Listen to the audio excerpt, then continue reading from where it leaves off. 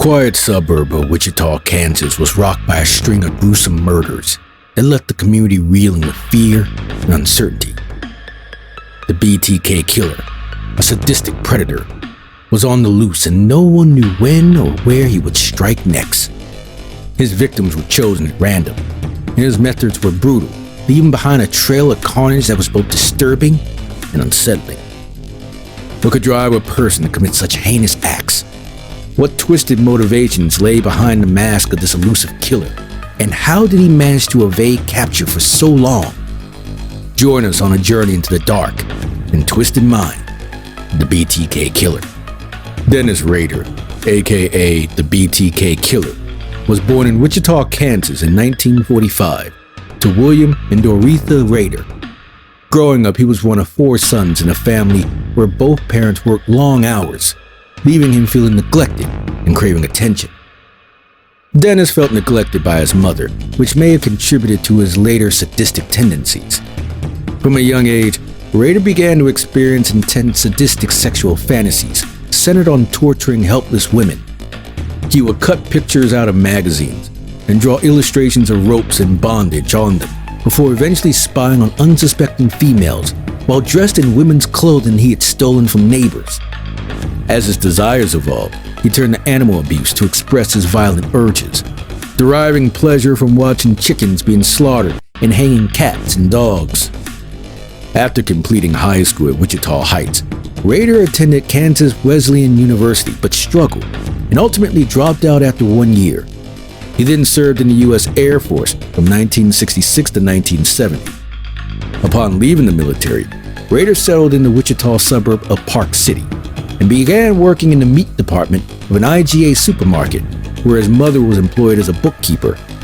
He married Paula Dietz in 1971 and they had 2 children.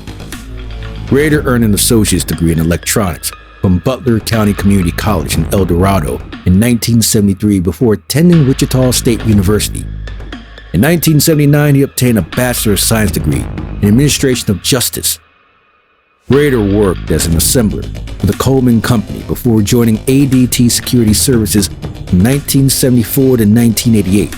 Ironically, Rader installed security alarms for people who feared the BTK Killer without realizing he was the one responsible for the deaths. In 1989, Rader became a Census Field Operations Supervisor for the Wichita area in preparation for the 1990 federal census. He later worked as a dog catcher and compliance officer in Park City, where he was described as being excessively strict and sometimes overzealous in his duty. Some neighbors claim Rader took pleasure in harassing single women and killed a dog for no reason. On January 15, 1974, Rader began his reign of terror with a brazen and savage attack on the Otero family. Despite the risk, he targeted them in the early mornings as they prepared for their day. Dennis waited in the family's garage until the youngest child, Joseph Jr., emerged from the house.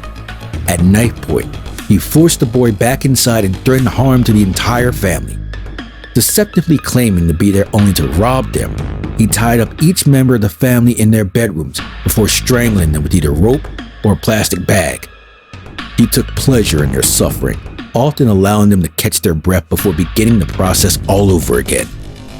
Despite his perverse sexual fantasies, he refrained from sexually assaulting any of his victims.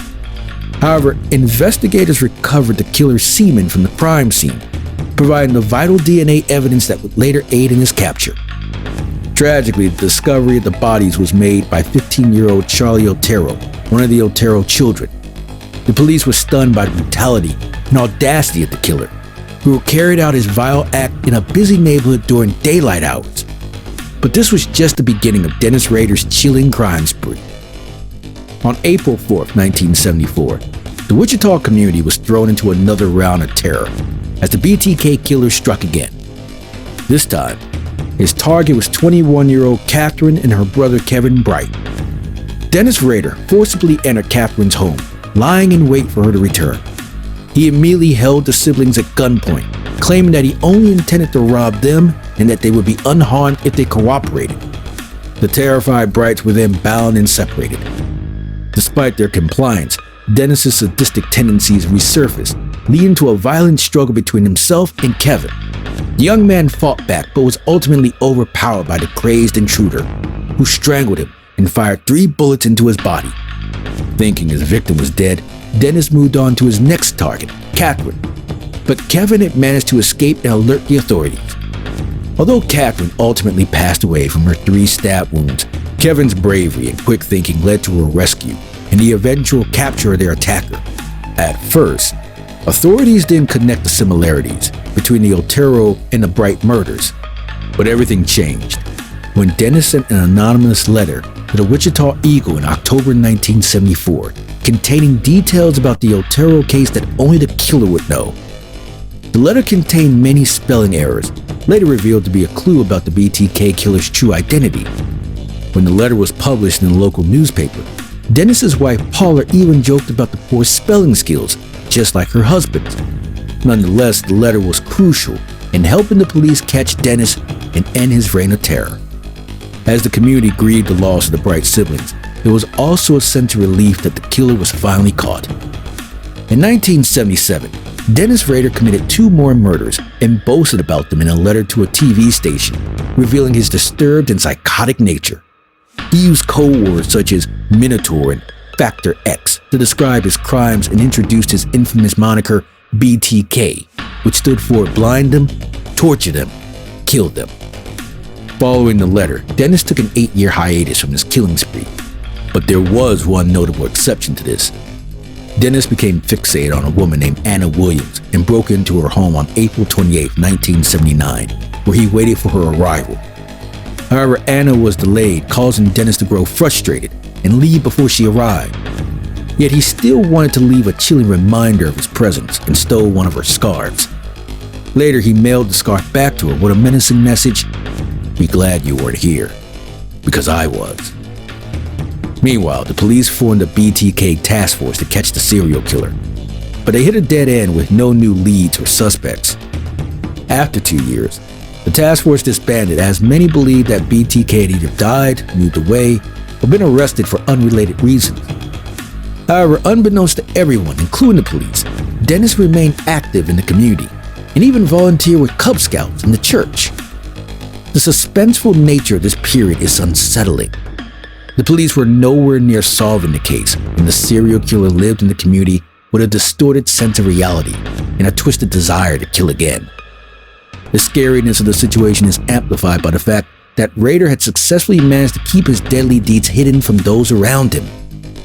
In 1985, Dennis Rader resumed his killing spree by murdering his neighbor, Marion Hedge. He took her body to his church, where he photographed it after binding her before dumping her. This was the first time Rader made an effort to conceal the body, most likely because of his close proximity to the victim, fearing that the police would easily link her to him. Rader continued his killing spree on September 16, 1986, when he strangled Vicki Rigurli with a pair of stockings in her own home. This murder was more in line with his usual modus operandi. However, the police still didn't connect it to the BTK. Rader took another break from killing before returning to murder Dolores Davis in January of 1991. This would be his last known victim. After Davis's death, Rader went dormant for 14 years and the name BTK soon faded from the public's memory. Many believe that Rader resurfaced because of anger from reading about himself in the media. In March 2004, he sent another letter to the Wichita Eagle, claiming responsibility for Vicki's murder in 1986. To catch Rader, the police lied to him in one of his many letters, saying that a floppy disk couldn't be traced back. Rader fell for this trap and sent a floppy disk to the police on February 16th. The metadata of a deleted Word document on the disk helped the police narrow down the suspect's name to Dennis Rader. With circumstantial evidence, they obtained a warrant to test a pap smear from Rader's daughter, which was then compared to DNA found under one of the victim's nails. This evidence led to Rader's arrest and confession, ending his killing spree and bringing justice to his victims and their families. The evidence against Dennis Rader was overwhelming, leading to his arrest at his home on February 28, 2005. He was charged with 10 counts of first-degree murder and ultimately received 10 counts of life sentences on August 18th of the same year. He is still alive and serving his sentences at the El Dorado Correctional Facility, stopping the BTK story at least for now. Following Dennis Rader's arrest on February 28, 2005, his wife was granted an emergency divorce on July 26 of the same year, which waived the usual waiting period. The legacy of Dennis Rader, the BTK Killer, is a sobering reminder of the horrors that can be committed by those who walk among us. His crimes left an indelible mark on the community and the families of their victims.